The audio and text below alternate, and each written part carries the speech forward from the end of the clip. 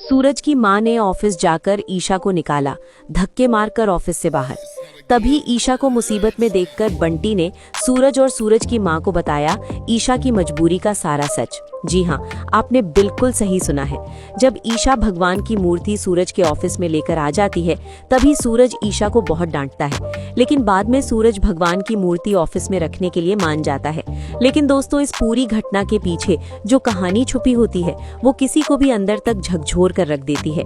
ईशा के चेहरे पर भले ही मजबूरी की खामोशी होती है, लेकिन उसके दिल में एक तूफान चल रहा होता है। जब सूरज की माँ उसे सबके सामने अपमानित करके बाहर निकालती है, तब वो सिर्फ अपनी इज्जत ही नहीं बल्कि अपने सपनों को भी टूटता हुआ महसूस करती है। वो कुछ कहना चाहती है, लेकिन हालात उसे चुप रहने पर मजबूर कर देते हैं। तभी बंटी का एंट्री होता है, जो इस कहानी का टर्निंग पॉइंट बन जाता है। बंटी आगे बढ़कर सूरज और उसकी माँ के सामने ईशा की सच्चाई रखता है। वो बताता है कि ईशा ने ये नौकरी किसी लालच में नहीं, बल्कि अपनी बेटी मीशू की परवरिश के लिए ली थी। वो दिन रात मेहनत करती है ताकि उसकी बेटी को कभी किसी चीज की कमी ना हो। ये सुनकर वहाँ खड़े सभी लोग हैरान रह जाते हैं और सूरज के चेहरे पर पछतावा साफ दिखाई देने लगता है। सूरज अंदर ही अंदर टूटने लगता है। उसे एहसास होता है कि उसने बिना सच्चाई जाने ईशा को कितना गलत समझा, लेकिन उसका अहंकार उसे तुरंत माफी मांगने से रोक देता है। दूसरी तरफ ईशा अपने आंसुओं को छुपाकर वहां से चली जाती है, जैसे कि उसने अपनी किस्मत को स्वीकार कर लिया हो। इसी बीच मीशू की मासूमियत इस कहानी में एक अलग ही रंग भर देती है। जब वो अपनी मम्मी से फोन पर बात करती है और सूरज के बारे में पूछती है, तो उसकी आवाज में एक अपनापन और भरोसा झलकता है। लेकिन यही बात आकाश के दिल में जलन पैदा कर देती है। आकाश को ये डर सताने लगता है कि कहीं ईशा और सूरज फिर से एक ना हो जाएं। आकाश का गुस्सा धीरे धीरे उसके असली चेहरे को सामने लाने लगता है। वो मीशू पर चिल्लाता है, जिससे वो डर जाती है और रोते हुए अपने कमरे में चली जाती है। ये सीन दर्शाता है कि आकाश का प्यार सिर्फ दिखावा है, जबकि उसके अंदर एक असुरक्षा और गुस्सा भरा हुआ है। तभी आरव का फोन आता है, जो इस कहानी को एक नई दिशा देता है। वो अपनी सालगिरह पर सभी को गुलाब हवेली आने का न्योता देता है। आकाश पहले तो मना कर देता है, लेकिन फिर उसके दिमाग में एक खतरनाक प्लान आता है। वो सोचता है कि इस मौके पर वो सूरज को नीचा दिखा सकता है और ईशा पर अपना हक जता सकता है। गुलाब हवेली की भव्यता इस कहानी में एक अलग ही आकर्षण जोड़ती है। चारों तरफ रोशनी, सजावट और खुशियों का माहौल होता है, लेकिन इसके पीछे कई दिलों में दर्द और साजिशें छुपी होती हैं।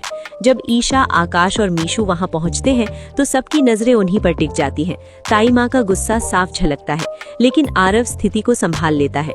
पार्टी का माहौल धीरे धीरे रंगीन होता जाता है। म्यूजिक बजता है, लोग डांस करते हैं, लेकिन असली ड्रामा तो अभी बाकी होता है। आकाश अपनी चाल चलता है और सबके सामने ईशा को डांस के लिए खींच लेता है। वो जानबूझकर उसे करीब लाता है ताकि सूरज को जलाया जा सके। सूरज ये सब देखकर खुद को संभाल नहीं पाता और अंदर ही अंदर टूटने लगता है। तभी कहानी में सबसे खूबसूरत और इमोशनल पल आता है, जब मीशू अपनी मासूमियत में अपनी मम्मी का हाथ पकड़कर सूरज के पास ले जाती है। वो चाहती है कि उसकी मम्मी खुश रहे और उसके लिए वो सबसे सही इंसान सूरज को मानती है। जैसे ही सूरज और ईशा साथ डांस करते हैं, उनकी आंखों में पुराना प्यार साफ नजर आता है।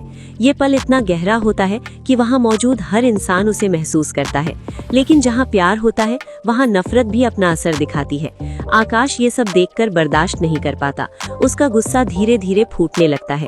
इसी बीच बंटी और निशा की लव स्टोरी भी आगे बढ़ती है, लेकिन ताई माँ का सख्त रवैया उनके रिश्ते को एक बड़ा झटका देता है। और फिर आता है कहानी का सबसे बड़ा ट्विस्ट, मीशू का सच।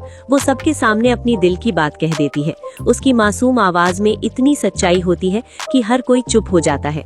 वो सूरज को अपना पापा मानती है और चाहती है कि उसकी मम्मी उसी के साथ खुश रहे। ये सुनकर ईशा की आंखों से आंसू बहने लगते हैं। सूरज पूरी तरह से हैरान रह जाता है और आकाश का गुस्सा 7वें आसमान पर पहुंच जाता है। वो मीशू को जबरदस्ती वहां से ले जाता है, जिससे पूरी पार्टी का माहौल बिगड़ जाता है। घर पहुंचने के बाद आकाश का असली रूप और भी खतरनाक हो जाता है। वो अपने गुस्से में सब कुछ भूल जाता है और ईशा पर हावी होने की कोशिश करता है। लेकिन अब हालात बदल चुके हैं, क्योंकि ईशा के दिल में भी अब डर के साथ साथ हिम्मत जागने लगी है।